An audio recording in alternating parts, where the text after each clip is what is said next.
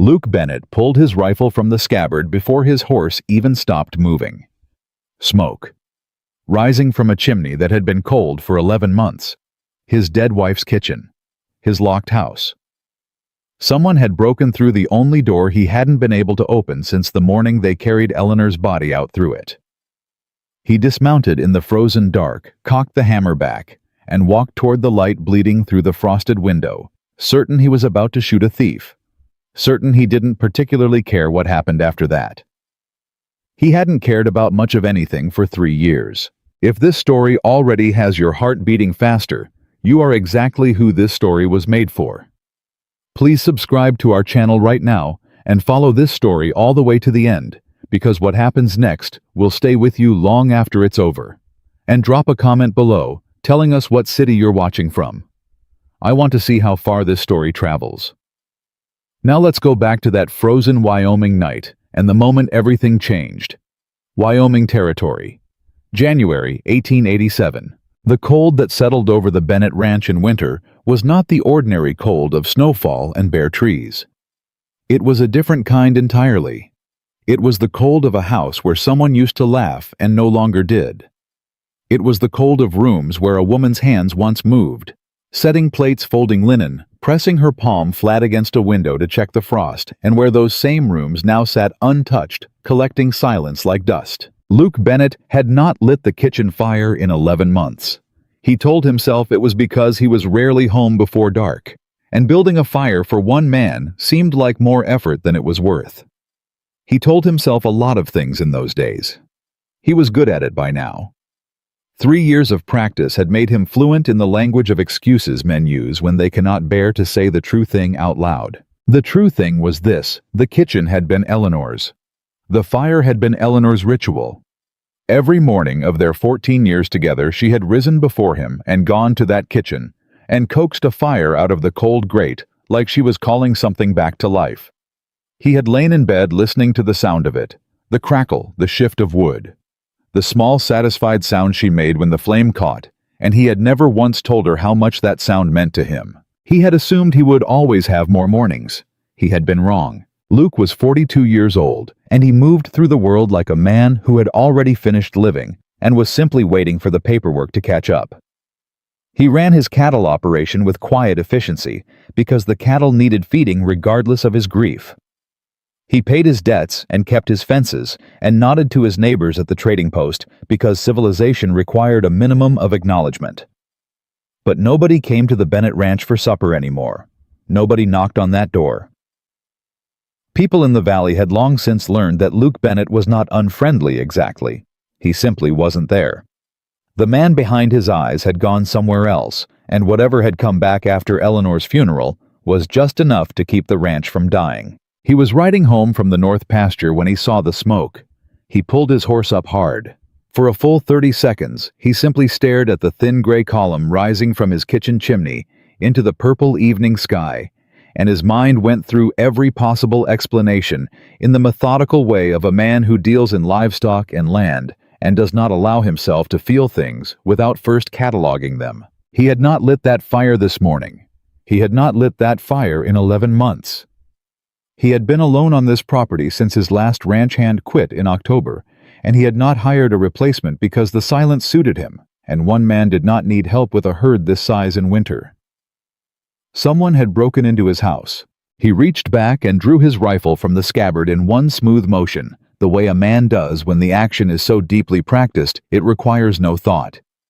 He dismounted, tied his horse to the post rail with hands that were steady, and walked toward the front door with his jaw set and his eyes fixed on that window.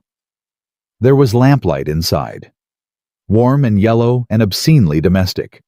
He could smell bread. That stopped him for just a moment. 1/2 step's worth of hesitation, because the smell of baking bread in that house hit him somewhere beneath the sternum with a force entirely disproportionate to its cause, and he had to breathe through it before he could continue. He breathed through it. He continued. The front door was locked. He used his key. He pushed it open with his shoulder and came in with the rifle raised, and his voice carrying every ounce of cold authority 3 years of solitude had concentrated in him. "Don't move. The woman standing at his kitchen stove did not move, but she also did not flinch, did not drop the pan she was holding, did not spin around with her hands in the air the way a guilty person would. She simply turned slowly, deliberately, the way a person turns when they have decided in advance to be calm, regardless of what happens next, and looked at him. She was young, 25, maybe 27.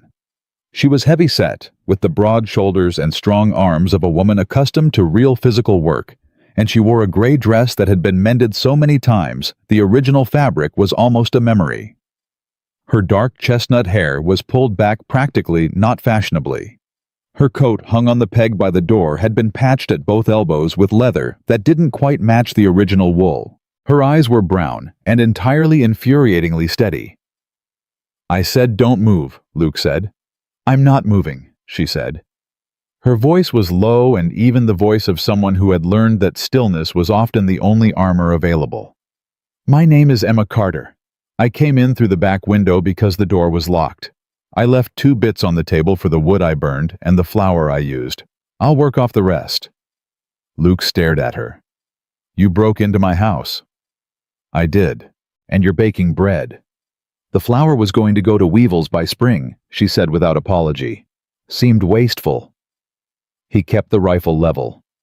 "Miss, I don't know what your situation is, and I don't know what you thought you were doing here, but this is private property, and you are going to need to explain yourself considerably better than that before I decide whether to ride you into town or just put you back out in the cold." Something moved across her face, then not fear, not anger, but a kind of quiet assessment, the look of a woman calculating distances and odds.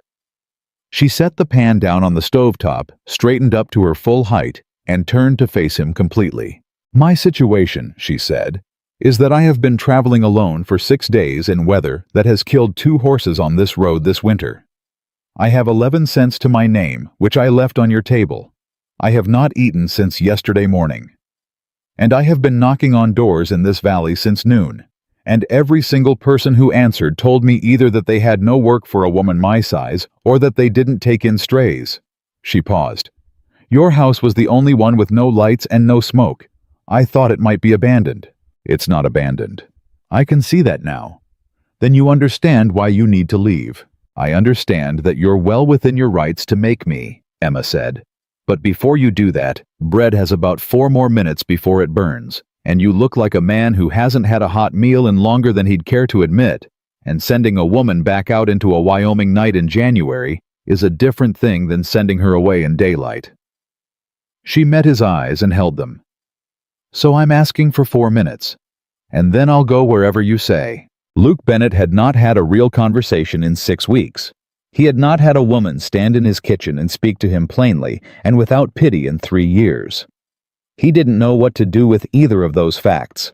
So he did what men do when they don't know what to do. He stood still and let the moment make the decision for him. 4 minutes passed. He lowered the rifle. He did not tell her she could stay.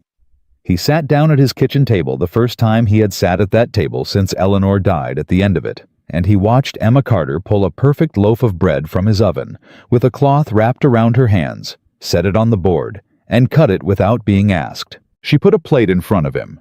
She cut a second slice for herself and sat down across from him like she had been sitting at that table all her life, and she did not ask his permission, and she did not apologize, and she did not look at him with that particular expression of careful sympathy that had driven him out of every social situation in the valley for 3 years.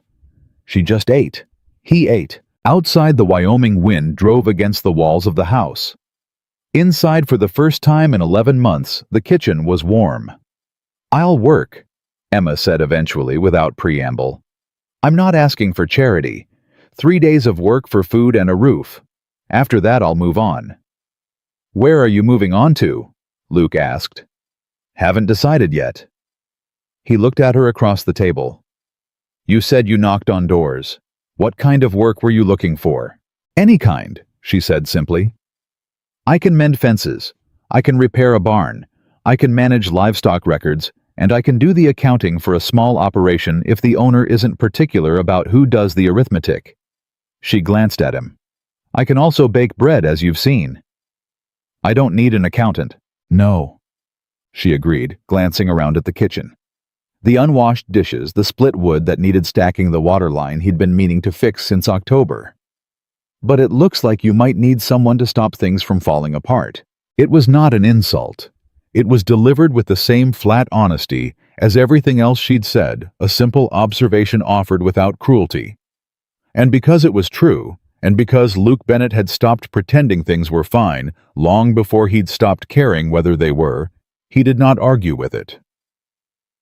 3 days, he said. 3 days. She agreed. She cleared the plates. He went to check on his horse. Neither of them mentioned that the spare room had a perfectly good bed, and that it would have been genuinely cruel to put her back out in that wind, so they didn't make a conversation out of it. He put a lamp in the doorway of the spare room as he passed it on the way to his own room, and when he woke in the morning, the lamp was out, and the kitchen was already warm. She had gotten up before him and lit the fire. He stood in the doorway for a long moment, listening to the crackle and the small sounds of someone moving in a kitchen that had been silent for 3 years. And he did not go in immediately. He stood there and breathed through the thing beneath his sternum that had no name, and then he put it somewhere he couldn't look at it directly, and he went in and poured the coffee she had already made. She did not comment on the fact that he'd stood there. She handed him the coffee cup and asked him where the fence tools were kept. By noon, she had repaired 2 sections of fence he'd been ignoring since November. She worked without complaint, without showing off, and without asking him to tell her she'd done well. She simply did the work and moved to the next thing, and Luke Bennett, who had grown accustomed to a world in which effort required constant self-motivation, found himself watching her from a distance with an expression he didn't recognize on his own face. The second day, she fixed the water line.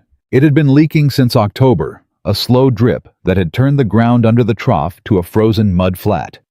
He had bought the parts for it twice and left them in the barn both times, unable to locate the particular variety of will required to do something that was not urgently necessary. Emma found the parts herself, studied the line for 10 minutes, and fixed it in 2 hours without once asking him how it was supposed to be done. "Where did you learn that?" he asked her, more out of surprise than conversation. "My father's ranch," she said, not looking up from where she was tightening the last connection. "In Kansas. He had no sons. I was the oldest of 3, so I learned everything." A pause. "Ranching, accounting, fence repair, livestock management." Another pause. "Didn't do me much good in the end." He waited. She sat back on her heels and looked at the trough where the water was already running clean. "We lost the ranch," she said. It was said with the economy of a person who has compressed a catastrophe into its smallest possible form because expanding it still costs too much. "About 7 years ago, a man came through with papers claiming our land title was invalid. Turned out they were forged, but by the time we figured that out, the lawyers had already transferred the deed, and there was nothing we could do." She stood and wiped her hands on her trousers. "My father never recovered from it. He's been living with my aunt in Missouri for 5 years. He doesn't talk about the ranch anymore. What about you?" Emma looked at him with that steady brown gaze. "I talk about it," she said quietly. "I've been talking about it to anyone who'll listen for 7 years, trying to find the proof I need to do something about it." She picked up her tools. "The man who did it to us didn't stop with our ranch. His name is Victor Hale. He runs a land speculation company, and he moves from territory to territory doing the same thing. Forged documents, fraudulent land claims. He finds ranchers who don't have the resources to fight him, takes their land through legal pressure, and resells it for 5 times what it's worth." She paused. "He's very good at it. He's never been successfully prosecuted." 7 years is a long time to carry something like that, Luke said.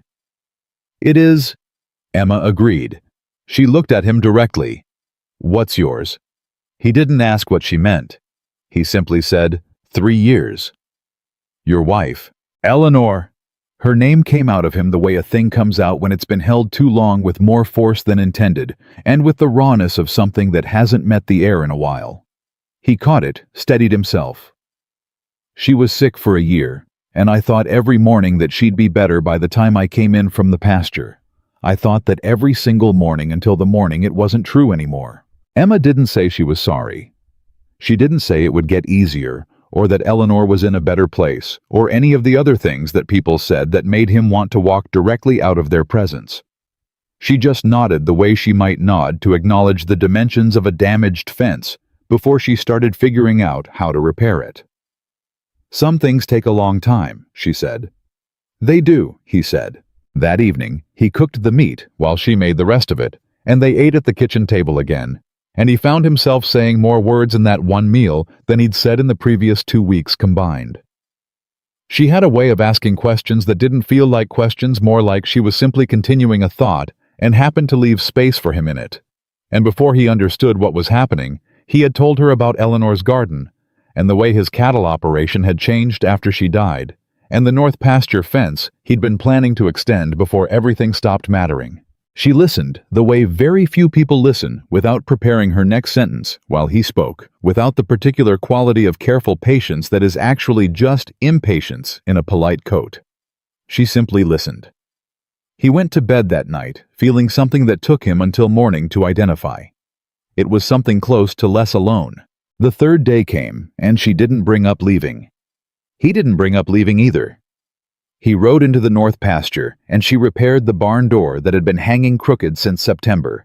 And when he came back in at dusk, there was a stew on the stove, and the lamp was lit in the kitchen, and the warm light fell across the yard. And for one unguarded second riding in from the dark, Luke Bennett saw it all. The lit window, the smoke, the warmth, and his chest tightened so hard he had to stop his horse and breathe. He knew it wasn't Eleanor. He knew it perfectly well. But it was the first time in 3 years that riding home had felt like riding towards something rather than away from everything. He unsaddled his horse and went inside. Emma was at the table with a ledger spread in front of her, his old ranch accounts pulled from the cabinet where he hadn't looked at them in 2 years. "I hope you don't mind," she said without embarrassment. "I found these when I was cleaning. Your feed costs have been running about 30% higher than they need to for your herd size. If you adjusted your winter grazing rotation, you could bring that down considerably." He looked at the ledger. Then he looked at her. "You've been here 3 days," he said. "I know," she said, but the numbers were sitting right there. He sat down across from her. She showed him the figures. She was right. She was completely and entirely right, and she explained it with the quiet confidence of someone who has been right about things for a long time and learned not to expect praise for it. They were still at the table talking through the spring cattle plan when the rider came. They heard the hoofbeats first, fast and urgent, not the pace of someone making a social call, and Luke was on his feet and at the door before the rider had fully pulled up. It was Tom Garrett, his nearest neighbor, a lean, gray-haired man who had ranched this valley for 25 years and was not given to dramatics. Tom's face was the color of old ash. "Luke," he said without preamble, "you seen the notices." "What notices?" "Legal notices. Wallace Burrow over on the South Fork got served this afternoon. Some company, Hale Land Holdings, is claiming his deed is defective and the land reverts to territorial transfer records." Tom's voice was tight and controlled in the way that men's voices get when they are very frightened and determined not to show it. "They served Caleb Morrison too, and the Hendersons." The sound Emma made was not loud. It was a small, involuntary intake of breath, the kind a person makes when something they have been dreading for years finally knocks on the door. Luke turned and looked at her. Her face had gone very still. "Hale Land Holdings," she said. Tom looked at her, noticing her for the first time. "You know them." "I know him," Emma said. Her voice was absolutely level, but something in it had changed. Something had solidified, settled, locked into place with a sound like a rifle hammer being drawn back. She was already moving toward the ledger, toward the papers, toward the small leather case she kept under the bed in the spare room that Luke had never asked about. "I have been waiting 7 years for Victor Hale to make exactly this kind of mistake." She looked at Luke, and in her eyes he saw something he had not seen in his own eyes for 3 years. He saw someone who was not finished yet. "Tell me everything," she said to Tom Garrett. "Every name that was served, every document, every date." Tom looked at Luke. Luke looked at Emma. He pulled a chair out from the table and sat down. "You'd better come inside," he said to Tom, "and close the door. This is going to be a long night." Tom Garrett sat at that kitchen table for 2 hours, and by the end of it, his hands had stopped shaking, which Emma took as a good sign. Not because the situation was less serious than it had been when he walked in. It was considerably more serious as it turned out, but because people who understood what they were dealing with were always steadier than people who were only afraid of a shadow. "Tell me again," Emma said, "exactly what the notice said." "Word for word, if you can remember it." Tom rubbed the back of his neck. "Said the original territorial land grant issued to Wallace Borough in 1874 contained a clerical defect in the survey coordinates. Said that under territorial statute, a defective grant reverts to the land office, and that Hale Land Holdings had filed a prior claim through a corrected survey." He looked at Emma. "Wallace has been on that land for 13 years. He built everything he has on it." "The corrected survey," Emma said. "Did the notice include a document number for it?" "It did. Seemed very official." "It always does," Emma said. She opened the leather case she had set on the table and removed a folded document that was soft at the creases from years of handling. She spread it flat. "This is what one of Victor Hale's fraudulent survey corrections looks like. My father received one exactly like it in Kansas in 1880. She tapped the paper. "The document number follows a specific pattern. It looks like a legitimate territorial filing, but if you cross-reference it against the actual land office registry, the number doesn't exist. The document was never filed. It was printed to look like it was filed." Tom stared at it. Then he looked at Luke. "How does she know all this?" "Because I spent 7 years learning it," Emma said without heat. She folded the document back carefully. "Victor Hale has done this in Kansas, Nebraska, Colorado, and now Wyoming. He finds territories where the land office records are incomplete or disorganized files, fraudulent survey corrections that look legitimate on their face, serves legal notices to ranchers who can't afford lawyers, and relies on the fact that most people will surrender their land rather than fight a legal battle they don't understand." She looked at Tom steadily. "He's very good at making people feel like the law is against them when the opposite is actually true." "So the notices aren't legal," Luke said. "They're not. But proving that requires accessing the actual territorial land office registry and demonstrating that the document numbers on his filings don't correspond to any real record. That requires time access and someone who knows what they're looking for." She paused. "That's me." Tom was quiet for a moment. "How many ranches are we talking about?" "Tonight, 3 that I know of," Emma said. "By the end of the week, I'd expect every major landholder in this valley to receive one. Hale doesn't do small operations. He comes in and takes everything at once, then sells the consolidated acreage to a single buyer at a price no individual rancher could afford to pay." She sat back. "He's done it 4 times that I've documented. He's never been stopped." The silence that followed had weight to it. Luke heard it settle over the room, and he watched Tom Garrett's face move through the stages of a man processing something he cannot afford to accept lying down, but doesn't yet know how to fight standing up. "What do we do?" Tom said finally. Emma looked at him with those steady brown eyes. "First thing tomorrow morning," she said. "I need to see Wallace Burroughs' notice, and Caleb Morrison's, and the Hendersons. I need to look at every document number and cross-reference them against each other. Because if Hale is using the same fraudulent filing system he used in Kansas, the numbers will follow a pattern, and a pattern is evidence." She paused. "Can you get me those documents?" "I can get them," Tom said. "Good." She began making notes on the blank back page of his ledger, moving with quiet efficiency, and Luke watched her and thought about a woman who had knocked on every door in this valley and been turned away from all of them before she came to his dead house and broke through the window, and who was now in the space of one evening the most capable person in the room. Tom left an hour later with something that resembled hope in his face, which was more than he'd arrived with. Luke bolted the door and stood in the kitchen for a moment watching Emma organize the papers she'd spread across his table. "You've been carrying all of this," he said, "for 7 years." She didn't look up. I have. Alone. Mostly. He pulled a chair out and sat down across from her. Why didn't you go to the federal authorities years ago? I tried, she said. She said it flatly without bitterness, which somehow made it worse. 3 times. The first time I was 20 years old and I walked into a federal land office in Topeka with a folder of documents, and the agent listened to me for about 4 minutes before he told me that land disputes needed to be settled through the courts and suggested I find a lawyer. She turned a page. The second time I had saved enough money to hire a lawyer. He took my money, filed 1 document, and then told me the case was too complex, and he couldn't continue without additional fees I didn't have. She set the page down. The third time I found a federal investigator in Denver who actually looked at my evidence and said it was compelling. He was reassigned to a post in Oregon 2 weeks later. Hale got him reassigned. Emma looked up at him. I don't know that for certain, but I know that Victor Hale has friends in territorial government, and I know that every time I've gotten close to someone with the authority to act on what I know, something has happened to stop it. She held his gaze. That's why I need the document numbers.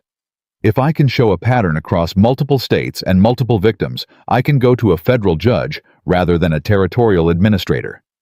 Federal judges are harder to influence. Luke was quiet for a moment. And if Hale finds out you're here, that you're the one looking at his documents, then things will become considerably more complicated, Emma said. She returned to her notes. But I've been complicated before. Morning came hard and cold, and by 7 o'clock, Emma was already at the Burrow Ranch with Tom Garrett, sitting at Wallace Burrow's kitchen table with the legal notice spread out in front of her, and Wallace's wife Meredith standing at the stove pretending to make coffee so she had something to do with her hands.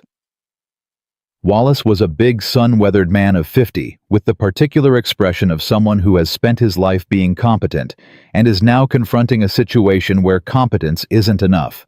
It looks real, Wallace said for the 3rd time. He'd been saying it since Emma arrived. It looks like a real document. I know it does, Emma said. That's the point. But look here. She pointed to the document number in the upper right corner. This filing number is formatted to look like a territorial land office registry number. But territorial registry numbers in Wyoming follow a specific structure territory code year of filing sequential record number. This one has the right number of digits, but the year code is wrong. This says the corrected survey was filed in 1881, but the Wyoming Territorial Land Office didn't use this registry format until 1883. She looked at Wallace. This document claims to have been filed 2 years before the filing system it's formatted in existed. Wallace stared at it. His wife had stopped pretending to make coffee.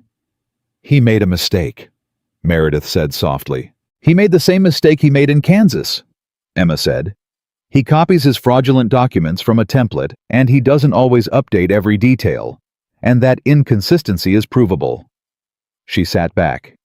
But I need to see the other notices to confirm the pattern. If Caleb Morrison's document has the same error, that's 2. If the Hendersons does, that's 3.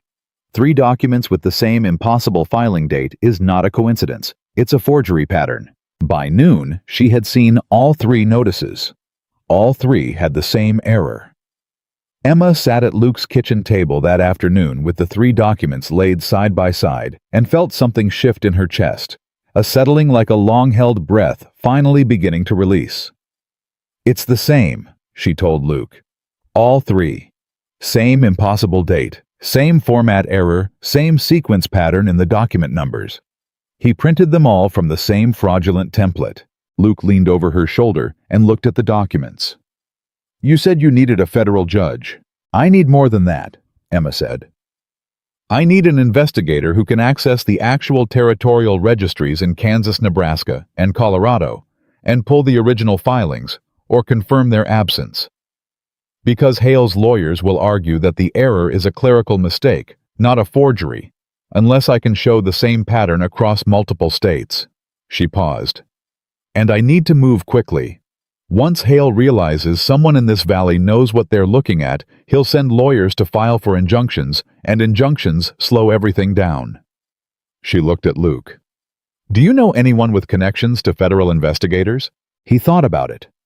He thought about it for longer than she expected, and she watched his face move through something she recognized as a man deciding how much of himself to put into a situation he hadn't chosen. "Samuel Webb," he said finally. She waited. "He retired here about 4 years ago. Used to be a federal land investigator out of Kansas City. His wife was from Wyoming, and they always planned to come back here after he finished." Luke paused. "I haven't talked to him much since Eleanor died. He came to the funeral. We were friendly before." He straightened up.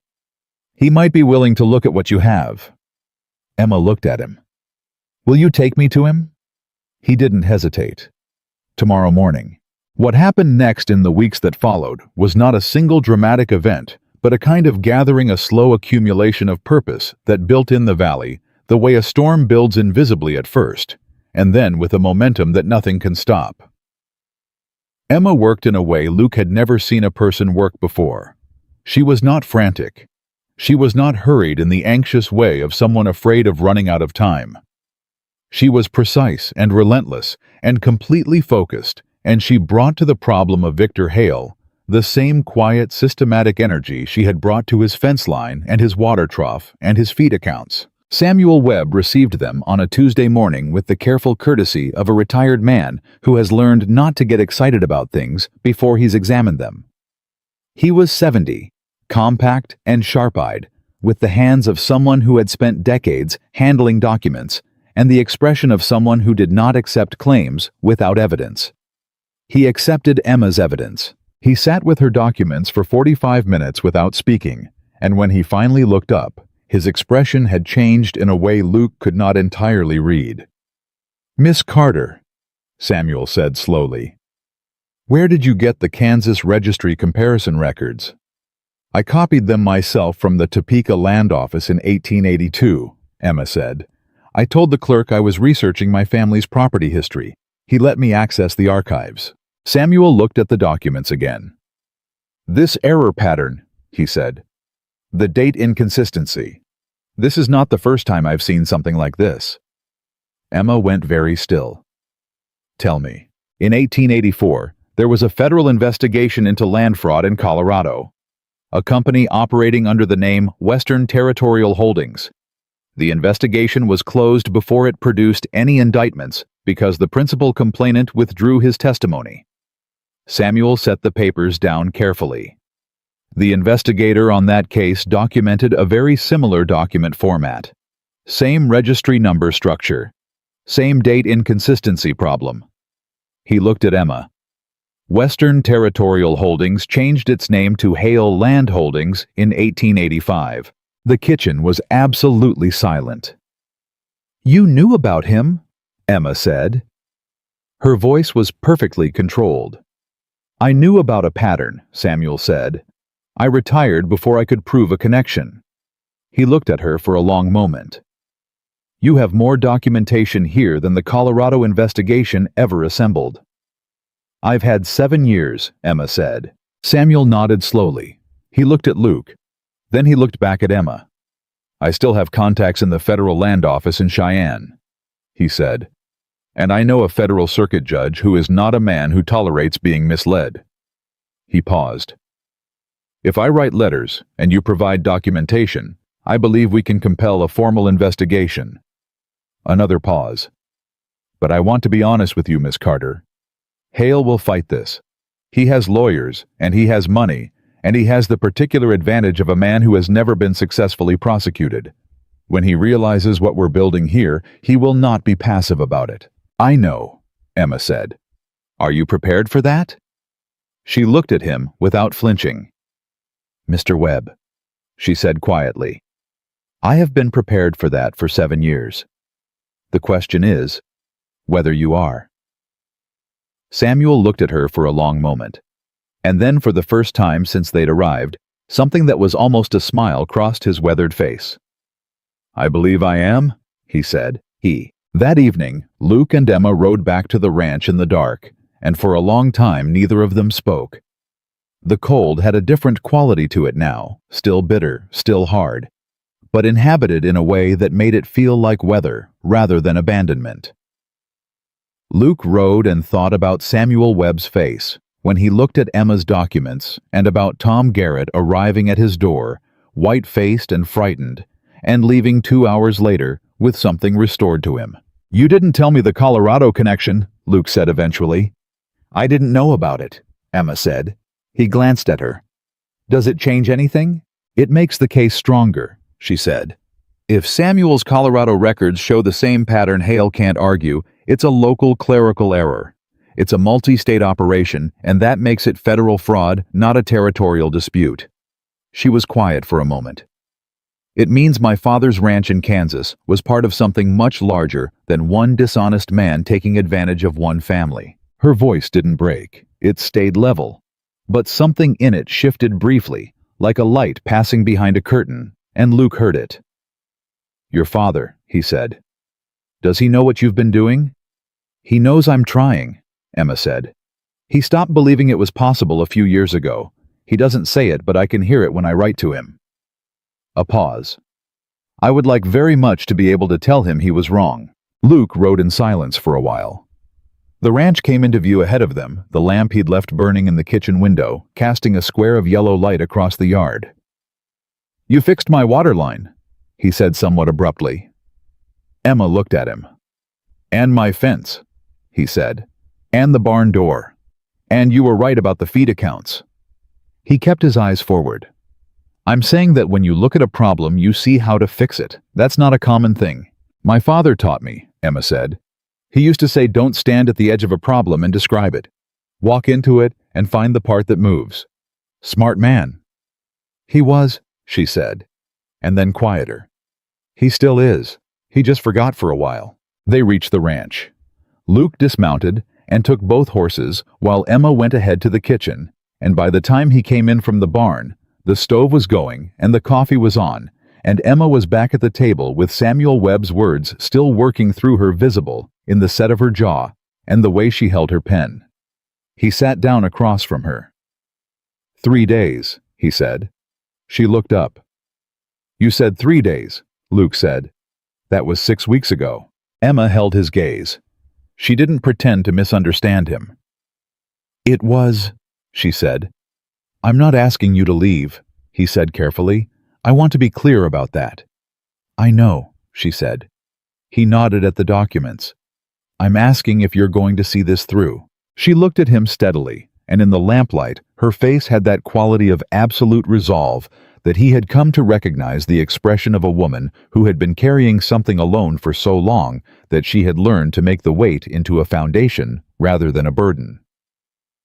"I have never been more certain of anything in my life," Emma Carter said. Outside, the wind pressed against the walls of the house. Inside, the fire held. And in the morning, everything was about to become considerably more dangerous. The first letter arrived on a Thursday. It was addressed to Luke Bennett, not Emma Carter, which told her everything she needed to know about how Victor Hale operated. He had found out about her.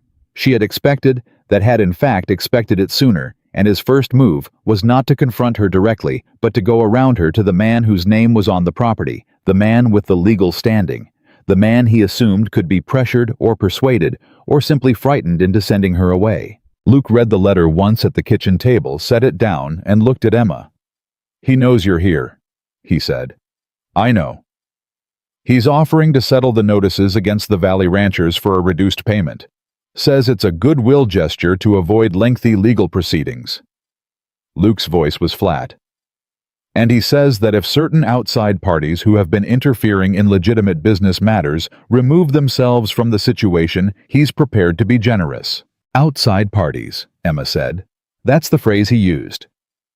She picked up the letter and read it herself. It was beautifully written, careful legal dripping with the language of reasonableness. Victor Hale had a gift for making extortion sound like courtesy. She had seen his letters before. Her father had received 3 of them before he finally surrendered the deed. "He's scared," she said. Luke raised an eyebrow. "This letter is too polite," Emma said. "When Hale is confident, he doesn't negotiate. He just serves notices and lets the lawyers handle it. The fact that he's offering a settlement means Samuel's letters reached Cheyenne faster than he expected, and he's trying to shut this down before it becomes a formal federal investigation. She set the letter down. "We can't let him." "What do we do with it?" "Nothing," Emma said. "We don't respond. Every day we don't respond is a day Samuel has to build the federal case. Hale is counting on fear to make people move quickly. The best thing we can do right now is be slow." Luke looked at her for a moment with an expression she was beginning to recognize, not quite admiration, not quite surprise, but something between the two that he wore whenever she said something that reordered his thinking. "You've been waiting 7 years," he said, "and your instinct is to slow down." "My instinct is to win," Emma said. "Slowing down is how we do that." She was right about the federal case moving. Samuel Webb had written 3 letters to Cheyenne, 2 to Kansas City, and 1 to a federal circuit judge named Harlan Morse, whom he described as a man of exceptional precision and zero patience for fraud. Within 10 days, Samuel received a response from the Cheyenne Land Office acknowledging receipt of his documentation and requesting additional records. It was a bureaucratic letter, careful and non-committal, but Samuel read it to them at his kitchen table with an expression that was about as close to satisfied as his face seemed capable of going. "They're pulling the original registry records," Samuel said. "That means they're taking the document inconsistency seriously. If the numbers don't exist in the registry, and they won't because they can't, that's the foundation of the forgery case." He looked at Emma. "You said Hale used the same template in Kansas. Do you have a contact at the Topeka Land Office who would recognize your name?" "There was a clerk named Harold Finch," Emma said. "He was kind to me when I was researching. I don't know if he's still there. Write him a letter today. Ask him to pull the original filing records for your father's ranch and compare the document numbers to the list I'll give you. If he can certify in writing that those numbers don't appear in the Kansas registry, that's a second state." Samuel looked at Luke. "Can you get her to town this afternoon to post it?" "Already standing up," Luke said. That afternoon at the post office, Emma wrote the letter to Harold Finch and 2 others, one to a rancher she'd met in Colorado 3 years earlier, whose land had been taken by Western Territorial Holdings before the name change, and one to a woman in Nebraska whose husband had described a similar scheme in a conversation Emma had preserved in her notebook for 4 years. She sealed all 3 envelopes and handed them to the postmaster, and felt the particular lightness of someone who has finally launched something that cannot be called back. She was stepping off the post office porch when she heard her name. Not Emma, not Miss Carter. Just you. Said with the precise inflection of a man who considers naming you beneath him. She turned. He was not what she expected, which was itself a kind of weapon, she supposed. Victor Hale was not large or physically imposing. He was perhaps 55, elegantly dressed for a Wyoming February, with the careful grooming of a man who understood that appearance was its own form of authority. He had pale eyes and a face arranged in an expression of cordial disappointment, like a schoolmaster confronting a student he'd hoped better of. He was flanked by 2 men who were very large and very deliberately positioned. "Miss Carter," he said. Apparently, he had decided to name her after all. "I've been hoping we might speak." Emma stood on the bottom step of the post office porch. She did not move toward him or away from him. "Mr. Hale," she said. "I understand you've been gathering documents," he said. "Consulting with retired investigators, visiting ranch families." His tone was pleasant conversational, utterly without warmth. "I also understand you've had a rather difficult 7 years, and I want you to know that I genuinely regret whatever hardship your family experienced in Kansas." "My father's ranch was stolen," Emma said. "Property disputes are rarely that simple," Hale said. "Forged documents are that simple," Emma said. Something moved behind his pale eyes, quick and cold, gone before it fully arrived. "Miss Carter, I came here to offer you something. A settlement for your family's Kansas property. A generous one. Enough to set your father up comfortably for the rest of his life." He paused. "In exchange for which you would withdraw whatever correspondence you've sent to federal offices, return whatever documents you've collected, and remove yourself from this valley's affairs." Emma looked at him. She thought about her father in Missouri, in her aunt's spare room. A man who used to move through his days with the particular energy of someone who had built something real and knew it. She thought about what that settlement number would mean to him, how it might let him stop being a man, defined entirely by what he had lost. She thought about Wallace Burrow and Caleb Morrison, and every rancher in this valley who was about to go through exactly what her family had gone through. "No," she said. Hale's expression didn't change. That was the most frightening part. It simply didn't change at all. "I'd encourage you to think carefully," he said. "This is a difficult territory for a woman traveling alone. Legal proceedings are expensive and exhausting, and they rarely go the way people expect." He paused. "And men who assist people in frivolous legal challenges sometimes find that their own affairs come under scrutiny." There it was.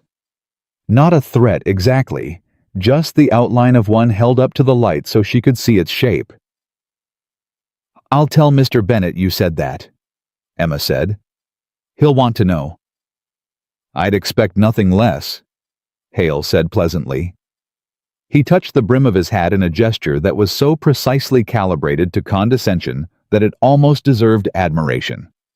"Good afternoon, Miss Carter." He walked away with his two large men and left her standing on the post office step in the February cold, and Emma stood there for exactly 10 seconds, counting them deliberately, the way she had taught herself to do in moments when what she wanted to do and what she needed to do were different things.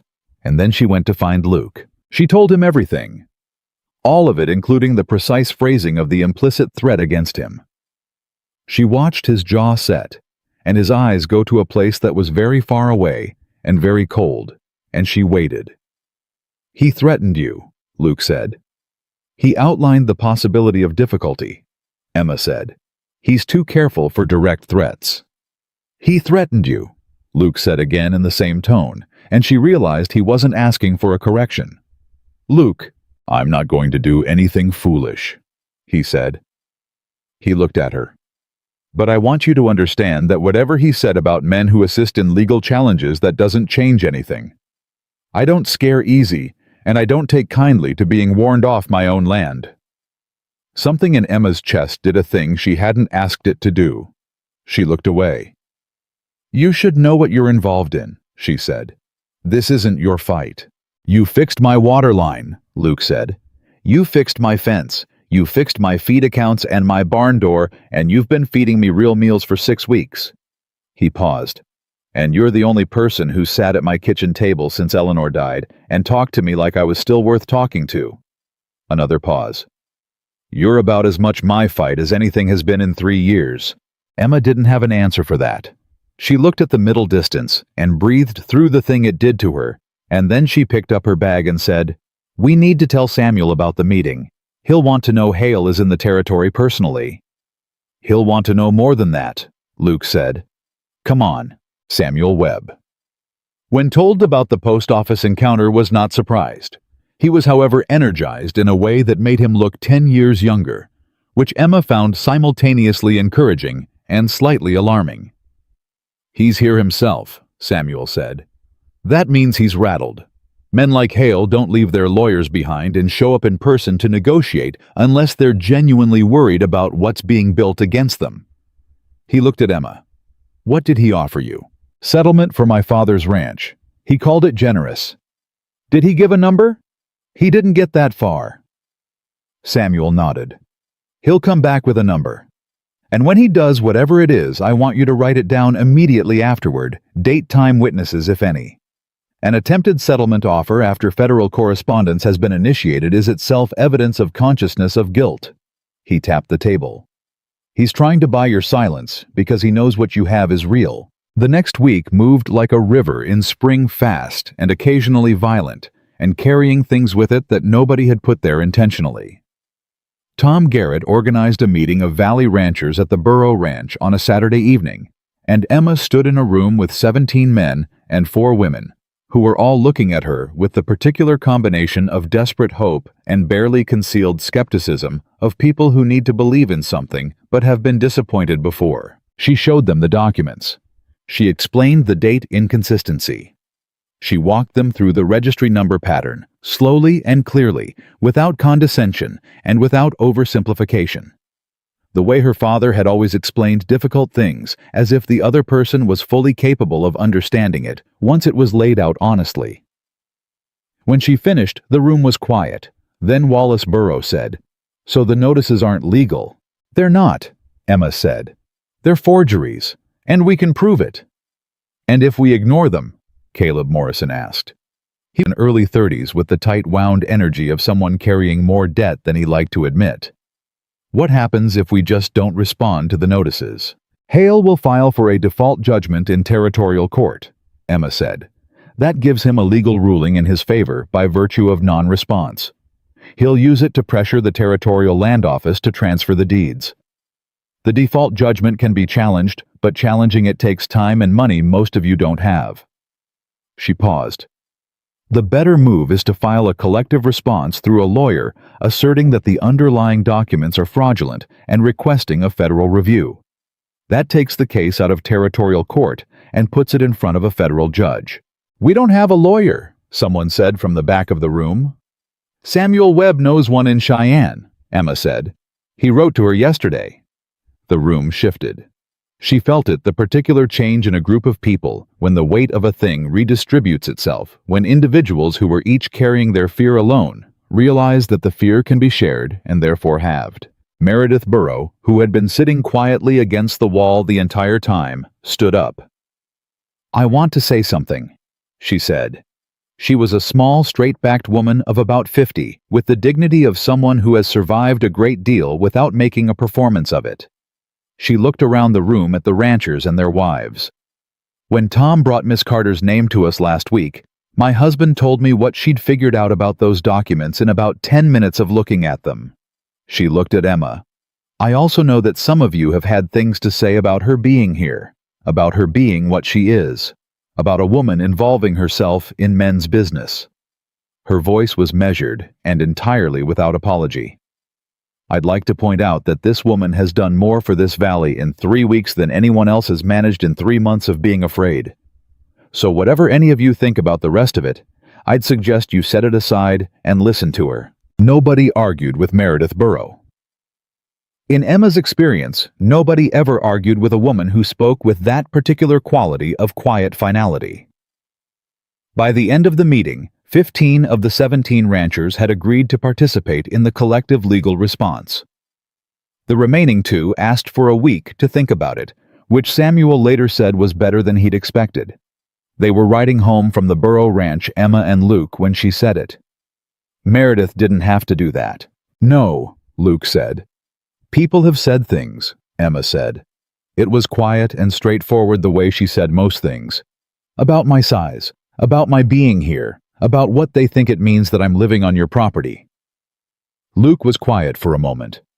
"Has it been bad?" "It's been familiar," Emma said. "I've been hearing versions of it my whole life. Doesn't make it smaller exactly, but it does make it less surprising." She paused. "What surprises me is Meredith. And Tom. And Wallace opening his door at 7 in the morning and not making me feel like a burden." "You're not a burden," Luke said. "I know," Emma said. And the way she said it, not defensive, not grateful, just clear, told him something about how long it had taken her to arrive at that sentence and mean it without reservation. The second letter from Hale arrived 4 days later. This one was not addressed to Luke. It was addressed to Emma directly, and the settlement figure for her father's Kansas ranch was written in clear numerals at the center of the page, a number that made her breath stop for just a moment, because it was, as he had promised, generous. It was also exactly what she had expected. She sat at Luke's kitchen table and looked at that number and thought about her father. She thought about what it would buy comfort, security, the particular peace of a man who no longer had to wonder whether his daughter was cold somewhere. She thought about how much easier the next few weeks would be if she took it. How much simpler. How much safer for everyone involved. She was still sitting there when Luke came in from the barn. He saw the letter. He saw her face. He sat down. "Big number," he said. "Big enough," she said. He didn't ask what she was going to do. He already knew. He had known since the post office step. He thought since the moment she said no to Victor Hale's face, with the same matter-of-fact certainty she used for everything else. "Samuel needs to know about this one too," Luke said. "I know." Emma folded the letter. I'm going to write back this time. She looked at Luke. I'm going to tell him no, and I'm going to tell him why in writing, so there's a record of it. That might make him angry. Good, Emma said. Angry men make mistakes. She picked up her pen. And I have been very patient for a very long time. Outside, the Wyoming winter was beginning its slow retreat, not gone yet, not by a long way, but fractionally less absolute than it had been, the way all long things eventually begin to turn. Inside at the kitchen table, where Eleanor Bennett used to sit, and where Emma Carter now worked by lamplight every evening, a letter was being written that would reach Victor Hale in 3 days and set in motion everything that followed. She wrote it slowly and with great care. Every word chosen, every sentence exact. When she was finished, she read it, once changed nothing, and sealed it. Done, she said. Luke looked at her across the table. You know what comes next. I do, Emma said. She met his eyes and held them, and what he saw in her face was not fear and not recklessness, but the particular steady certainty of a woman who has been walking toward something for 7 years and can finally see it clearly. Then let's be ready, he said. Hale's response to Emma's letter came not by post, but by lawyer.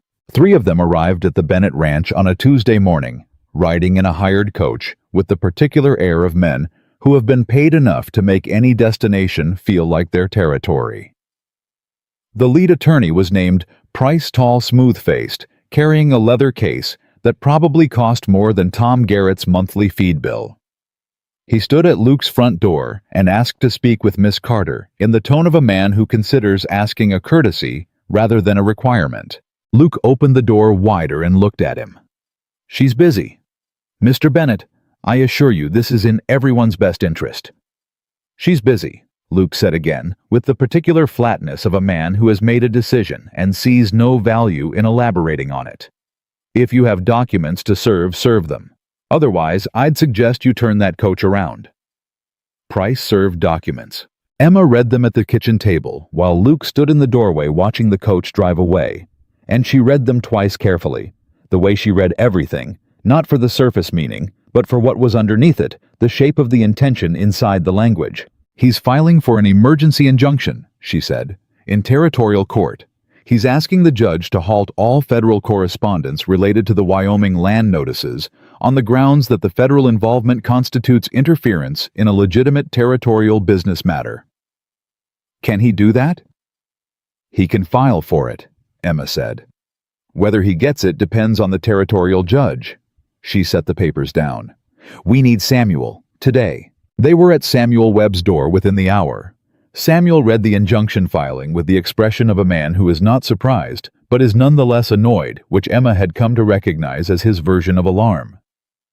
Judge Calloway, Samuel said, reading the territorial court designation. Hale chose Calloway deliberately. The man is not corrupt exactly, but he is deeply conservative about federal intervention in territorial matters. He might grant this. How long do we have? Emma asked. The hearing is set for Friday, 3 days. Samuel looked up. Emma, I need you to write everything down. Every conversation with Hale, every letter, every meeting. I need a documented timeline from the moment you arrived in this valley to today, and I need it in your hand and signed. He paused. I'm also going to write to Judge Morse in Kansas City tonight. If I can get a federal response before Friday's hearing, Calloway may feel less comfortable granting the injunction. What do you need from me? Luke said. Samuel looked at him. I need you to go to every rancher in this valley and tell them that Friday's hearing is not just about the injunction. It's about whether this case lives or dies. Every man who can get himself to that courthouse needs to be there. He paused. Numbers matter to judges even when they pretend they don't. Luke was already reaching for his hat.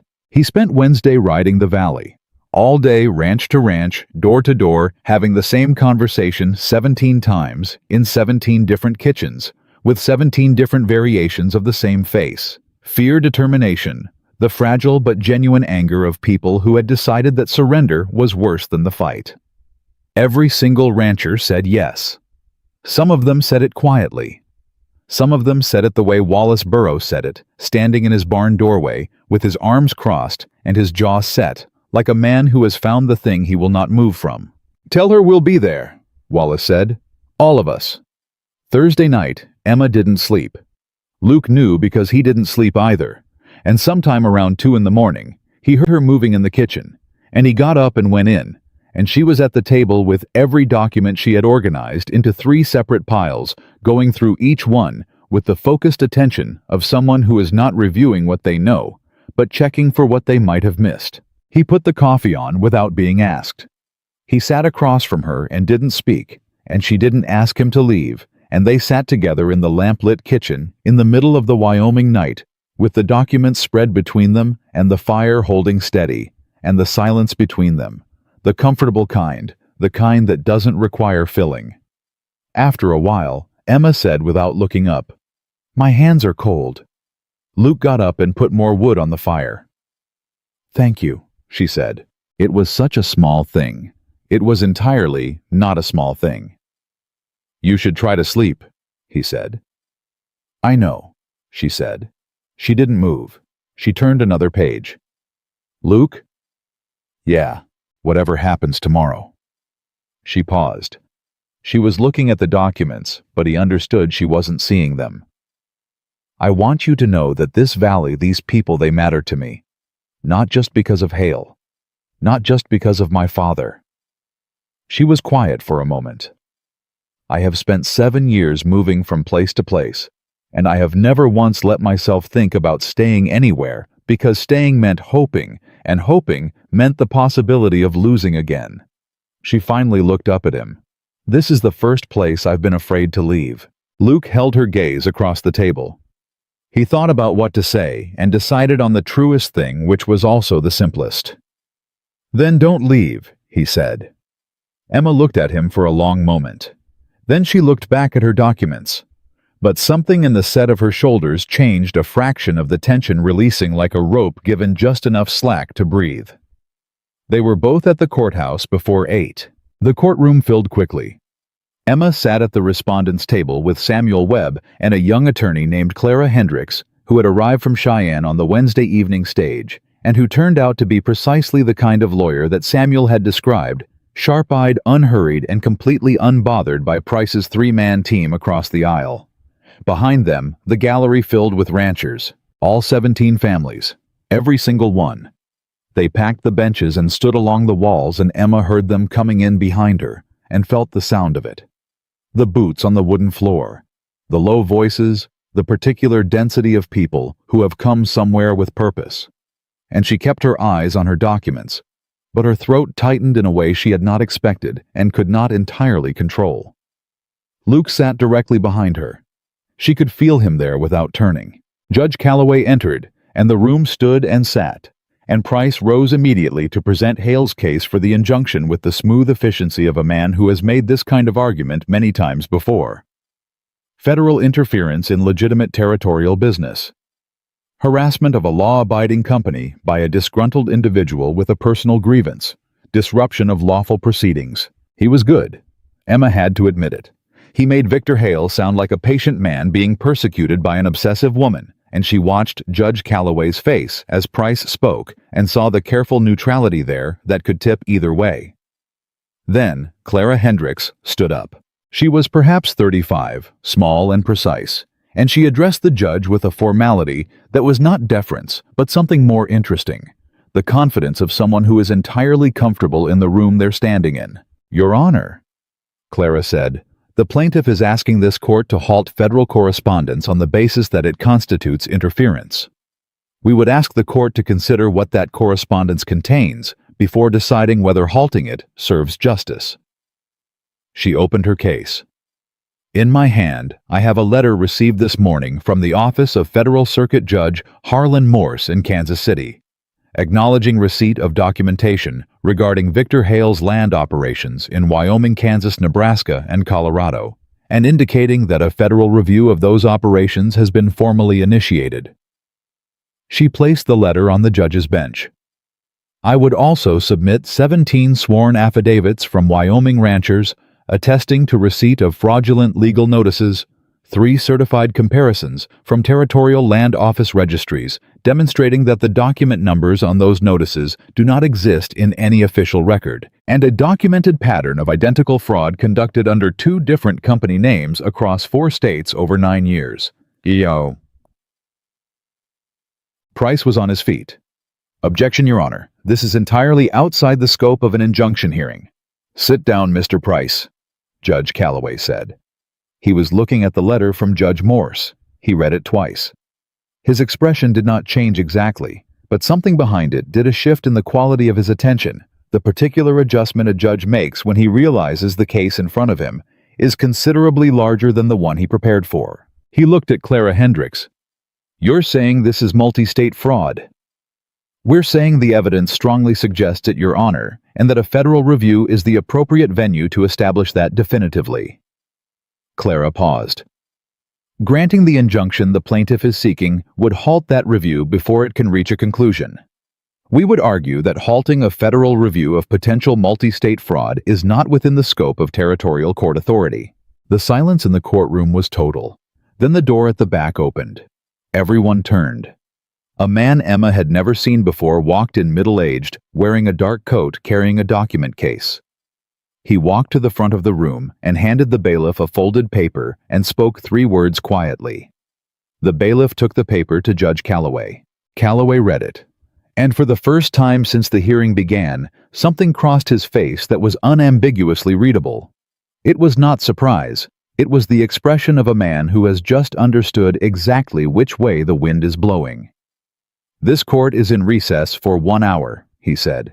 The man in the dark coat, it turned out, was a deputy from Judge Morse's office in Kansas City. He had ridden the overnight stage carrying a formal federal notice, requesting that all territorial proceedings related to Hale Land Holdings operations in Wyoming be stayed pending federal review. It was not a request. It was a jurisdictional instruction signed by a federal circuit judge, and it meant that Victor Hale's injunction hearing had just become irrelevant. Emma was standing in the corridor during the recess when she heard it, the particular sound of a man who has spent his professional life treating composure as currency and is now watching his investment collapse. She didn't need to see Victor Hale's face. She could hear it in the way Price spoke to him in low, rapid sentences in the far end of the corridor and in the quality of the silence that followed. She turned and Luke was right behind her. "Federal stay," he said. "Federal stay," she confirmed. He looked at her for a moment with an expression she had no category for. It was too large and too quiet at the same time. "You did that," he said. "Samuel did that," Emma said. "And Judge Morse and Clara. You built the case that made all of them possible," Luke said. "Don't do that thing where you give the credit to everyone else." She looked at him. She almost said something. She decided to save it. Court reconvened and Judge Calloway denied the injunction. His reasoning was 3 sentences and entirely clear federal jurisdiction, pending review, insufficient grounds. Price sat very still as it was read. Hale in the gallery behind his lawyers showed nothing on his face at all, which Emma found more instructive than any expression he might have worn. She knew that face. She had last seen it on the post office step, looking at her over the condescending tilt of a hat brim. It was the face of a man recalibrating, deciding on his next move. She was not finished either. The federal hearing was set for 3 weeks out, which Clara Hendricks used to construct a case that Emma had spent 7 years building the foundation for. They worked together every day. Clara methodical and precise, Emma exhaustive and detail-oriented. The 2 of them moving through records and affidavits and registry comparisons with an efficiency that Samuel watched from his armchair with visible satisfaction. Harold Finch, the Topeka Land Office clerk, wrote back. His letter arrived on a Wednesday, and Emma read it standing at the post office counter because she could not wait until she got home. He had pulled the original Kansas registry records for her father's property. The document numbers on Victor Hale's 1880 filings did not exist in the Kansas Territorial Registry. He had written a certified statement to that effect and enclosed it with the letter. She stood at the post office counter and read the certified statement 3 times, and her hands were not entirely steady, and she didn't particularly care. Her father's ranch, 7 years ago.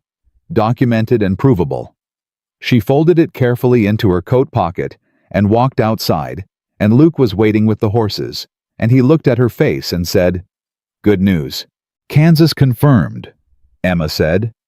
Her voice came out lower than she intended. Harold Finch certified the document numbers. The 1880 filings don't exist in the registry. She stopped walking. "Luke, it was always real. What happened to my father, it was always exactly what I said it was. And now it's on paper." Luke dismounted. He stood in front of her on the post office street, and he looked at her with that expression she still didn't quite have a name for, and he said very quietly, "Of course it was real. You knew that." "Knowing and proving are different things," Emma said. "I have been telling this story for 7 years and watching people decide whether to believe me, and I—" She stopped. She breathed. "It's on paper," she said again. He put his hand on her arm briefly, just for a moment, the warm weight of it through her coat sleeve, and then stepped back. "Come on," he said. "Clara needs to see that today." The day before the federal hearing, Victor Hale made his last move. Emma found out about it from Tom Garrett, who arrived at the Bennett Ranch at 7 in the morning, looking like he hadn't slept. Hale had been to see 3 of the ranchers privately, not the ones who had been most vocal, but the quieter ones, the ones carrying the most debt, the ones with the least margin for a prolonged legal fight. He had offered each of them individual settlements, modest, nothing like what he'd offered Emma, but real money, immediate money, the kind that could pay off a feed debt or fix a roof before spring. In exchange, they would withdraw their affidavits from the federal case. 2 of them had taken the offer. Tom sat at the kitchen table and told them this, and the room was very quiet afterward. Emma sat with it for a moment. She felt it, the specific sting of it, not because the loss was fatal to the case, but because she understood exactly what Hale had done. He hadn't gone after the strongest. He'd gone after the most tired, the most frightened, the ones who needed to believe that a smaller safety was better than the risk of a larger justice. "We still have 15 affidavits," Clara said when Emma reached her by telephone through the Cheyenne operator that afternoon. "And the registry comparisons and the Kansas certification and Samuel's Colorado documentation. 2 withdrawals don't break the case." "I know," Emma said, "but it bothers you. Those 2 families are still going to lose their land if Hale isn't stopped," Emma said. "Their settlement doesn't protect their deeds. It just makes them feel safer for a few months." She paused. "He knew that. He did it anyway." "Then let's make sure he can't do it to anyone else," Clara said. The morning of the federal hearing, Emma was awake before 4. She dressed in the dark and went to the kitchen and found Luke already there, coffee already made, sitting at the table in the quiet way of a man who has decided to be somewhere and sees no reason to make an occasion of it. She sat down.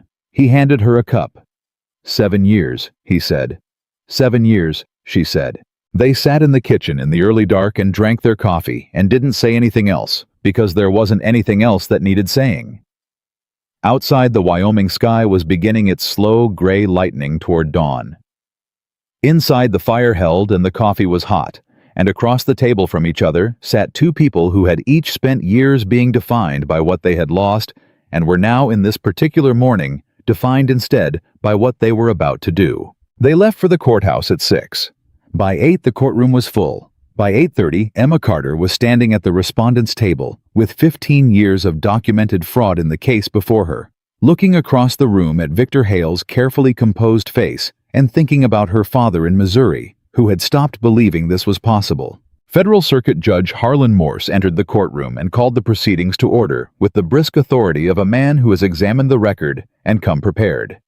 He looked at the assembled attorneys. He looked at the gallery. He looked at Emma. "Miss Carter," he said, "I understand you'll be presenting the primary documentation." "Yes, Your Honor," Emma said. She stood up straight. She put her hands flat on the table, and she began. She presented for 2 hours and 40 minutes. Not 1 minute of it was wasted. Emma moved through the evidence the way she moved through everything, with the patient, relentless precision of a woman who had organized this case in her mind so many times that it had become a kind of architecture. Each document a load-bearing wall, each registry comparison, a foundation stone, each certified statement, a beam that held the whole structure upright against whatever weight Hale's lawyers tried to put on it. She began with the Wyoming notices, the date inconsistency, the impossible filing format. She laid 3 of them side by side on the evidence table and walked Judge Morse through the registry number structure with the same clarity she had used at the Burrow Ranch 2 months earlier when she had stood in a room full of frightened people and explained a complicated thing simply because she respected them enough not to make it harder than it was. Judge Morse asked questions. Good ones. Precise ones. The questions of a man who was following her argument not because he was being polite, but because the argument was worth following. Price objected 4 times in the first 40 minutes. Morse sustained none of them. Then Emma moved to Kansas. She placed Harold Finch's certified statement on the evidence table, and she said in a voice that was entirely steady, "Your Honor, this document certifies that the filing numbers on Victor Hale's 1880 land notices in Reno County, Kansas, do not appear in any entry in the Kansas Territorial Land Office Registry. The documents were presented to my father as legitimate territorial filings. They were not. They were fabricated." She paused for exactly 1 breath. "My father built his ranch over 22 years. He lost it in 6 weeks because a man in this courtroom understood that a forged document presented with enough confidence to a family without legal resources is functionally identical to a real one." The courtroom was very quiet. "Nebraska," Emma said and placed the next document. She had found the Nebraska connection 4 weeks earlier through the woman she had written to a widow named Agnes Prouty, whose husband had lost his property in 1882 and died 2 years later, her letter arriving in Emma's hand, carrying the particular exhausted dignity of someone who had given up expecting anyone to act on what they knew. Agnes had sent everything she had: survey notices, correspondence, a diary entry her husband had written the night the deed transferred 3 sentences in a shaking hand that Emma had read once and not been able to read again. She did not read the diary entry in court. She didn't need to. The documents spoke precisely enough. Colorado came from Samuel's records. The 1884 investigation, Western Territorial Holdings. The same format, the same pattern, the same impossible dates. Samuel had written a sworn affidavit connecting the Colorado company to Hale Land Holdings through corporate registration records he had obtained from Denver, and Clara had spent a week verifying every link in the chain until it was unbreakable. By the time Emma placed the final document on the table, the evidence covered 9 years, 4 states, and 47 properties. 47 families. She said that number out loud. She said it clearly, and she let it sit in the air of the courtroom for a moment before she continued, because she wanted Judge Morse to hear it not as a statistic, but as what it actually was. 47 separate decisions by one man to take something real from people who had built it with their hands and their years, and their belief that the law would protect what was theirs. "Your Honor," Emma said, "Victor Hale has operated on the assumption that the people he targeted would not have the resources, the knowledge, or the persistence to prove what he did. In most cases, he was correct." She looked at the judge directly. "He was not correct about me." She sat down. The silence lasted long enough to be its own kind of statement. Then Price stood and began his defense, and for the next hour, he was very good and very thorough, and it didn't matter at all. Emma sat at the table and listened to him construct his arguments: clerical errors, legitimate business operations, unsubstantiated connections between unrelated companies, and she watched Judge Morse's face as he listened, and what she saw there was a man who had already read the documents before today, who had come into this courtroom, having done his preparation, and who was now confirming what he already believed. The testimony phase took the rest of the morning. Wallace Burrow spoke. Tom Garrett spoke. Agnes Prouty had sent a written statement that Clara read aloud in a voice that stayed level all the way through it, which Emma suspected cost her something. Samuel Webb took the stand and spoke for 20 minutes about the Colorado investigation, about the pattern he had documented, about the reassignment that had ended it, and about what he believed would have happened to the families in this valley if Emma Carter had not arrived in Wyoming in January with a leather case full of 7 years of work. Hale's lawyers cross-examined him for 30 minutes and got nothing they could use. Then the lunch recess came, and Emma sat in the corridor with Luke on one side and Clara on the other. And she ate half a biscuit that Meredith Burrow had pressed into her hand that morning, and she did not speak, and nobody asked her to. Luke sat close enough that their shoulders were touching. He didn't move away, and neither did she, and neither of them mentioned it. "You were remarkable in there," Clara said quietly. "The documents were remarkable," Emma said. "I just carried them." Clara looked at her with an expression that said she disagreed, but understood this was not the moment to argue about it. Court reconvened at 1 o'clock. Hale's lead attorney made his closing argument. It was polished and structured and carried the implicit assurance of a man who has never seriously considered losing. Emma listened to it the way she had listened to everything Hale had sent her way over the past weeks, carefully, completely looking for the thing underneath the surface. What she found underneath was fear. The argument was too comprehensive. It addressed too many points, anticipated too many objections, worked too hard to preempt conclusions the judge hadn't yet drawn. A confident defense argues its own case. A frightened one argues against the other side's. Price was arguing against Emma's case because he couldn't find a better one to argue for. Clara's closing was 7 minutes. She didn't need more than that. Judge Morse recessed for deliberation at 2:15. He came back at 3:40. The courtroom had not emptied during the recess. Every rancher was still in their seat. Samuel Webb sat very straight. Luke sat with his hands on his knees and his eyes on the door the judge would come through, and Emma sat at the table and kept her breathing even and her hands flat and thought about her father, who had stopped believing this was possible. Judge Morse sat down. He arranged his papers. He looked at the courtroom over his reading glasses with the expression of a man who understands that what he says next will matter to a great number of people and has chosen his words accordingly. In the matter of Hale land holdings versus the ranch families of the Sweetwater Valley, he said, "This court finds that the documentary evidence presented by the respondents establishes beyond reasonable doubt a pattern of deliberate fraud across multiple states and territories." He turned a page. "The survey corrections and land notices served to Wyoming ranchers are hereby declared fraudulent and without legal standing. All deeds and property titles are confirmed in the names of their current holders." He paused. "Furthermore, this court refers the matter of Victor Hale and Hale Land Holdings to federal criminal prosecution on charges of fraud, forgery, and conspiracy across 4 territorial jurisdictions." He looked up. "The injunction request is denied. The fraudulent notices are void. This matter is concluded." He struck his gavel once.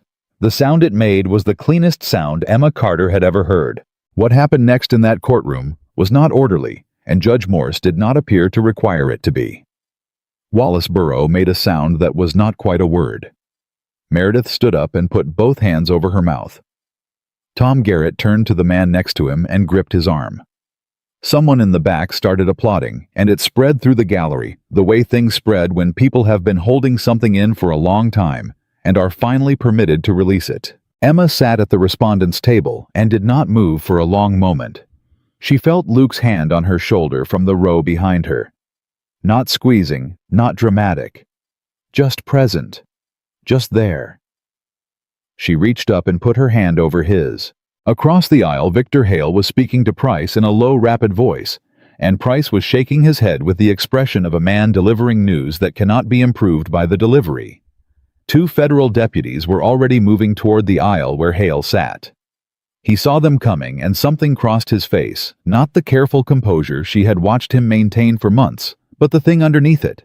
The actual face of a man who had built his entire life on the assumption that the people he took from would never be able to take back. He had been wrong about Emma Carter.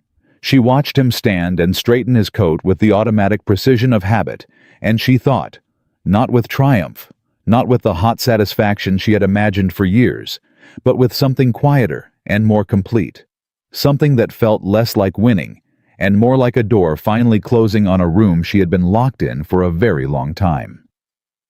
She picked up her papers. She put them in her case. She closed the clasp. Done. The walk out of the courthouse took a long time because people kept stopping her. Ranchers shaking her hand with the two-handed grip of people expressing something that handshakes aren't quite large enough to hold. Wives who said thank you in voices that meant something larger than the words.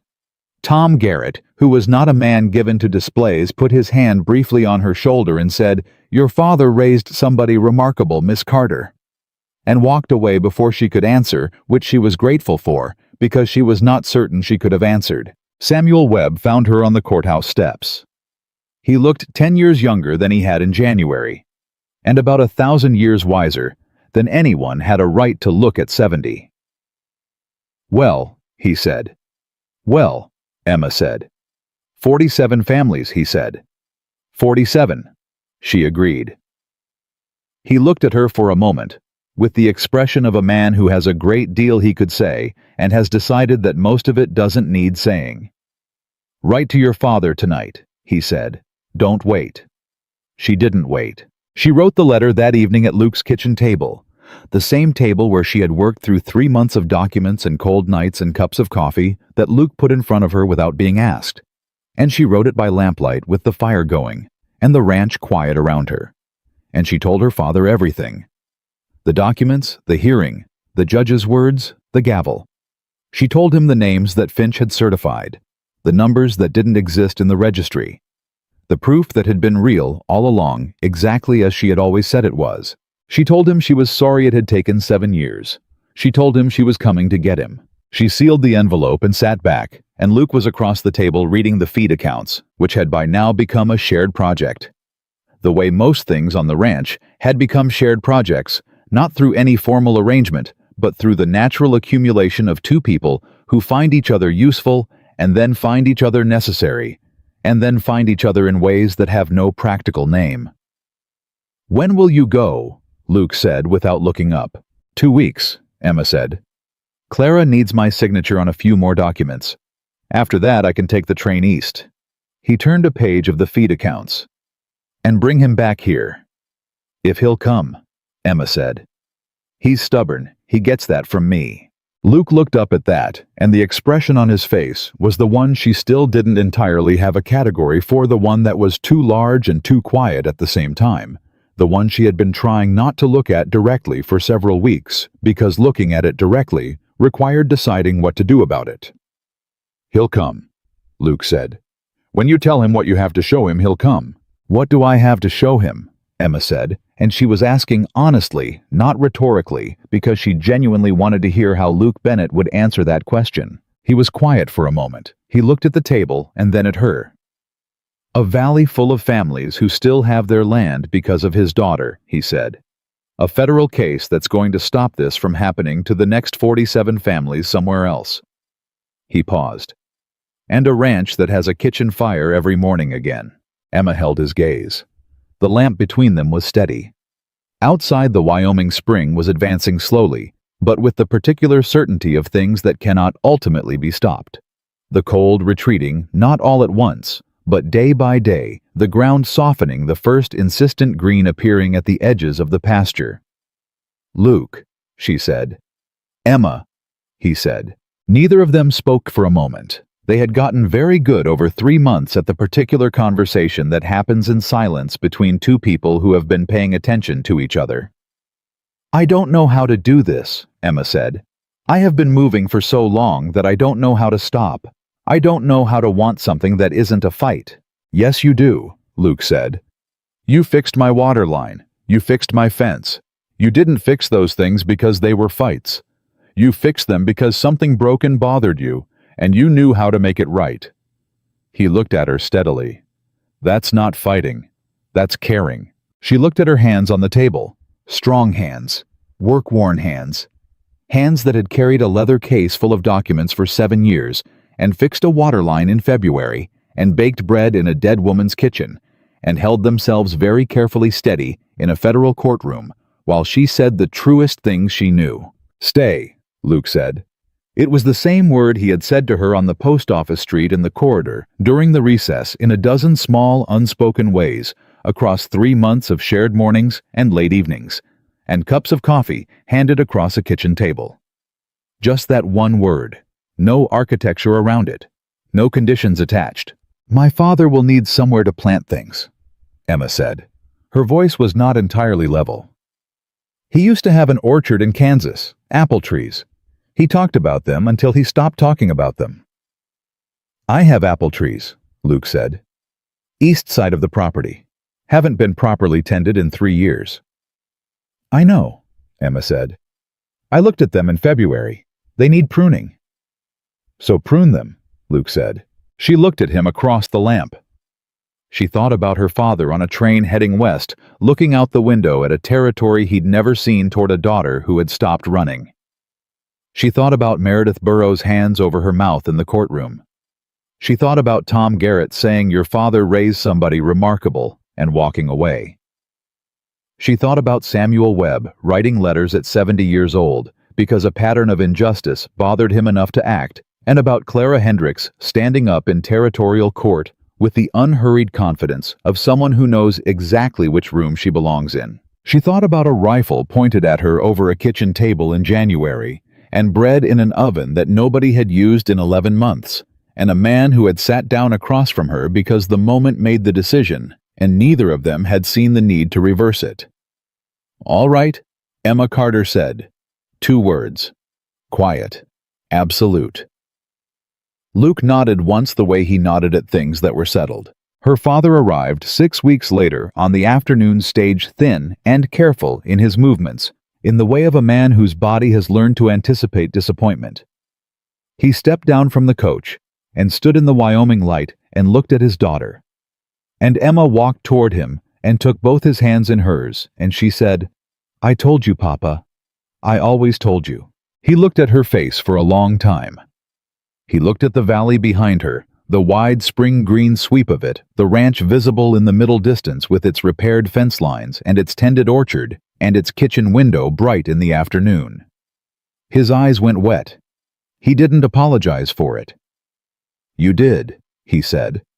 His voice was rough and low and entirely real. You always told me. Luke stood a few steps back and let them have the moment because he understood instinctively what Emma had known for a long time, that some things could not be rushed and should not be witnessed too closely because they belonged to the people inside them. That evening, the 3 of them sat at the kitchen table, and Emma's father, whose name was Robert, and who turned out to be exactly as stubborn and as warm and as quietly funny as his daughter, told stories about the Kansas ranch and the apple trees and the years before everything went wrong, and Luke listened and laughed in places he hadn't expected to laugh, and the kitchen was full, in the way that kitchens are supposed to be full, not just with warmth and food and light, but with the particular weight of people who have come through something difficult and arrived against odds at a table together. Later, when Robert had gone to bed and the dishes were done and the fire was settling into its last hour, Emma stood at the kitchen window and looked out at the dark orchard. He's going to be all right, she said. I know, Luke said. He was behind her close enough that his voice was quiet. The apple trees need more work than I thought, she said. Most things worth having do, Luke said. She turned from the window. He was right there the way he had been right there steadily and without demand for 4 months of mornings and evenings and everything between. She looked at him with the same directness she brought to documents and broken water lines and federal courts, the look of a woman who has learned to see what is actually in front of her and name it honestly. I'm glad I broke through your window, she said. So am I, Luke said. It was not a grand declaration. It was not a dramatic ending to a story that had been dramatic enough on its own. It was 2 people in a kitchen late at night speaking the plain truth to each other, because they had both learned at considerable cost that the plain truth spoken directly was the only foundation worth building on. Outside, the Wyoming spring moved quietly through the orchard. The apple trees stood in the dark, waiting for morning, waiting for the work of patient hands that understood that growing things required time and tending, and the willingness to believe that what looked bare in winter would bloom. Some things cannot be inherited. They cannot be handed to you or guaranteed or arrived at by any route other than the long one through loss and distance and the particular courage of people who refuse to stop moving toward what is right, even when everything in the world tells them to stop. Some things have to be built board by board, season by season with someone beside you who knows the difference between a temporary shelter and a permanent home, and who chose to stay. Emma Carter had spent 7 years looking for justice and had found it. She had spent her whole life looking for a place that felt like hers, and had found that too. Not in a deed or a document, or anything that could be taken by forged papers or corrupt courts, but in the daily, irreversible accumulation of mornings that mattered, in a kitchen that was warm, in a valley that remembered what she had done for it, in a man who had pointed a rifle at her over a kitchen table in January, and put it down because the bread was ready. She had walked into a dead house in the middle of a Wyoming winter and lit the fire. And this time it stayed lit.